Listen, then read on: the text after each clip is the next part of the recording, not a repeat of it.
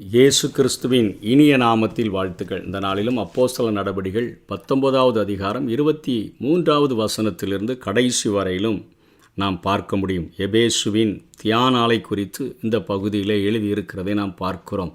அக்காலத்தில் இந்த மார்க்கத்தை குறித்து பெரிய கலகம் உண்டாயிற்று. கலகம் எப்படி உண்டாகுது? அங்கே நிறைய பேர் சேர்ந்து கலகத்தை முதல்ல தொடங்கலை. ஒரு புள்ளியிலிருந்து தான் அந்த கலகம் ஆரம்பிக்கிறது. எப்படி என்றால், தெமேத்திரியு என்னும் பெயர் கொண்ட ஒரு தட்டான் தியானாளின் கோவிலைப் போல வெள்ளியினால் சிறந்த கோவில்களை செய்து தொழிலாளிகளுக்கு மிகுந்த ஆதாயம் வருவித்து கொண்டிருந்தான். அவன் ஒரு 50 ரூபாய்க்கு செய்தான்னா 500 ரூபாய்க்கு விற்கிறது போல காரியத்தை செய்யும் பொழுது அங்கே தொழிலாளர்களுக்கு மிகுந்த ஆதாயம் கிடைக்கிறது. இவர்களையும் இப்படிப்பட்ட தொழில் செய்கிற மற்ற வேலையாட்களையும் அவன் கூடி வரச் செய்து, இப்பொழுது பவுல் பிரசங்கிக்க மாய வித்தைக்காரர்கள் தங்களுடைய புத்தகங்களெல்லாம் போட்டு எரித்துவிட இப்போ இவருடைய தொழிலுக்கு ஒரு அடி வருகிறதை நாம் பார்க்கிறோம். உடனே இவர் தன்னுடைய தொழிலை மீண்டுமாக அதை டெவலப் பண்ணுகிறதற்கு ஒரு மீட்டிங் போடுறாரு. இப்படிப்பட்ட தொழில் செய்கிற மற்ற வேலைக்காரர்களை அவர் கூடி வர செய்து, மனுஷர்களே, இந்த தொழிலினால் நமக்கு நல்ல பிழைப்பு உண்டாயிருக்கிறது என்று அறிவீர்கள், நல்ல லாபம் கிடைக்குது.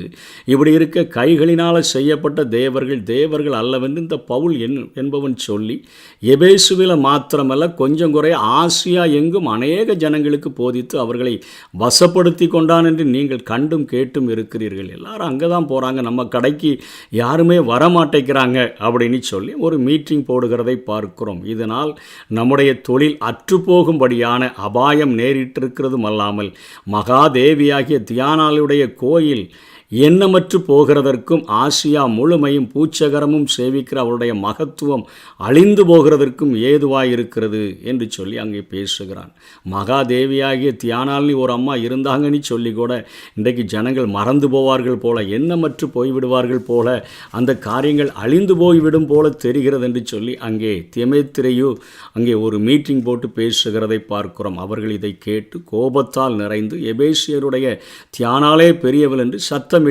பட்டணம் முழுவதும் கலகத்தினால் நிறைந்தது. ஒரு தொழிலுக்காக அங்கே ஒரு கலவரத்தையே இங்கே தெமேத்திரியு தூண்டிவிடுகிறதை பார்க்கிறோம். பவுலுக்கு வழித்துணையாய் வந்த மக்கதோனியராகிய காயுவையும் அரிஸ்தர்குவையும் அவர்கள் இழுத்து கொண்டு ஒருமனப்பட்டு அரங்கசாலைக்குள் பாய்ந்தோடினார்கள் என்று பார்க்கிறோம். பவுல் கூட்டத்துக்குள்ளே போக மனதாயிருந்தபோது சீஷர்கள் அவனை போக விடவில்லை. ஆசியா நாட்டு தலைவர்களில் அவனுக்கு சிநேகிதராயிருந்த சிலரும் அவனிடத்திற்கு ஆள் அனுப்பி அரங்கசாலைக்குள்ளே போக வேண்டாம் என்று சொல்லி அங்கே எச்சரிக்கிறதை நாம் பார்க்கிறோம். இந்த தியானால் அப்படிங்கிற காரியங்களை குறித்து நாம் கற்றுக்கொள்ள வேண்டும் என்று சொன்னால், ஆசியாவின் மாயச்சந்தை என அழைக்கப்படுகிற எபேசுவில் காணப்பட்ட உலக அதிசயங்களில் ஒன்றுதான் இந்த தியானாளினுடைய கோயில்.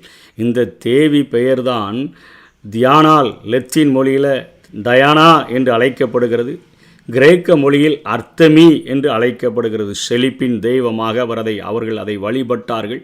லீதியாவை சேர்ந்த பணக்கார பெண்மணி கிரோயிசஸ் என்பவள் தான் முதல்ல இந்த தியானாளுக்கு ஒரு கோயிலை கட்டுகிறாள். ஆனால் ஹிரோஸ்டிராட்ஸ் என்பவர் அந்த கோயிலை தீக்கிரையாக்கினார். அது பற்றி ஒரு கருத்து நிலவுகிறது. அது எரிந்த நாளில்தான் மகா அலெக்சாண்டர் பிறந்தார் என்பது வரலாறாக இருக்கிறது. பழைய கோவிலை விட புதிய சிறந்த நிலையில் கோவிலை எபேசியர் மீண்டுமாக அதை கட்டுகிறார்கள். அப்பணிக்கு எபேசிய பெண்கள் தங்களுடைய ஆபரணங்களை எல்லாம் தாராளமாக கலட்டி கொடுக்குறாங்க. தங்கள் தேவன் வானத்திலிருந்து அந்த தேவி விழுந்ததென்று சொல்லி அவர்கள் உரிமை பாராட்டுகிறதை 35வது வசனத்திலே நாம் பார்க்க முடியும். பட்டணத்து சம்பிரதியானவன் ஜனங்களை அமர்த்தி, எபேசியருடைய பட்டணம் மகாதேவியாகிய தியானாளுக்கும் வானத்திலிருந்து விழுந்த சிலைக்கும் கோவிற் பரிசாரியாய் இருக்கிறதை அறியாதவன் உண்டோ? அதாவது இந்த எபேசு பட்டணம்தான் மிகப்பெரிய பாதுகாப்பாக நம்ம தேவிக்கு இருக்குது. தேவிகள் பட்டணத்தை பாதுகாக்க வேண்டும். இங்கே கோவில் பரிசாரி என்று சொல்லுவது கோவில் காவற்காரர்கள் என்று சொல்லப்படுகிறது. நம்முடைய தேவிக்கு பாதுகாப்பாக எபேசு பட்டணம் இருக்கிறது, அதை யாரும் அழிக்க முடியாது என்று சொல்லி இங்கே அந்த பட்டணத்தினுடைய அதிபர் அங்கே பேசுகிறதை பார்க்கிறோம். பட்டணத்து சம்பிரதியானவன் என்றால் அந்த பட்டணத்தினுடைய அதிபதியாக இருக்கக்கூடியவன் அங்கே பேசுகிறான். இது எதிர்பேசப்படாத காரியமாகையால் நீங்கள் ஒன்றும் பதறி செய்யாமல் அமர்ந்திருக்க வேண்டும். வேண்டும். இந்த மனுஷரை இங்கே கொண்டு வந்தீர்கள். இவர்கள் கோவில் கொள்ளைக்காரர்களும் அல்ல, உங்கள் தேவியை தூஷிக்கிறவர்களும் அல்ல. இவர்கள் உங்களை தெய்வத்தை பற்றி ஒன்றுமே சொல்லலையே, எதற்காக இவர்களை கொலை செய்யும்படியாக தெமேத்திரியை தூண்டி விட்டதனால கூட்டிகிட்டு வந்திருக்கிறீங்க. இந்த மனுஷரை கொண்டு வந்திருக்கிறீங்களா? தெமேத்திரிவுக்கும் அவனை சார்ந்த தொழிலாளர்களுக்கும் ஒருவன் மேல் ஒருவன் காரியம் உண்டாயிருந்தால் நியாயம் விசாரிக்கிற நாட்கள். அதுக்குன்னு ஒரு பஞ்சாயத்து இருக்குது, தேசாதிபதிகளும் இருக்கிறார்கள். ஒருவரில் பேர் ஒருவர் வழக்காடி கொள்ளட்டும், அவங்களுக்குள்ளே பேசிடட்டும். தொழில் பிரச்சனை தானே, இதை கொண்டு போய் ஏன் அவர்கள் தெய்வத்தை தூஷிக்காமல் இருக்கும் பொழுது, உங்களுடைய தெய்வத்தை பழித்து சொல்லாமல் இருக்கும்போது ஏன் இவ்வளவு பெரிய பிரச்சனைகளை ஏற்படுத்துகிறீர்கள் என்று சொல்லி அங்கே பேசுகிறதை பார்க்கிறோம். நீங்கள் வேறு யாதொரு காரியத்தை குறித்து விசாரிக்க வேண்டியதனால் அது நியாய சங்கத்திலே தீர்க்கப்படும். இன்றைக்கு உண்டான கலகத்தை குறித்து நாம் உத்தரவு சொல்லுகிறதற்கு ஏதுவில்லாதபடியினால் இந்த கலகத்தை குறித்து நாங்கள் விசாரிக்கப்படும் போது குற்றவாளிகள் ஆகிறதற்கு ஏதுவாயிருப்போமே என்று சொல்லி பின்பு கூட்டத்தை அந்த பட்டணத்து சம்பிரதியானவன், அந்த பட்டணத்துக்கு அதிபதியானவன் அங்கே அனுப்பிவிடுகிறதை பார்க்கிறோம். இப்படித்தான் அங்கே எபேசுவில் தியானால் கோவிலில் அவர்கள் தியானால் என்கிற தெய்வத்தை வழிபட்ட பொழுது அவ்வளோ பெரிய காரியங்கள், ஜனங்கள் எல்லாரும் ஒன்று சேர்ந்து 2 மணி நேரங்கள் தியானாலே பெரியவள், தியானாலே பெரியவள் என்று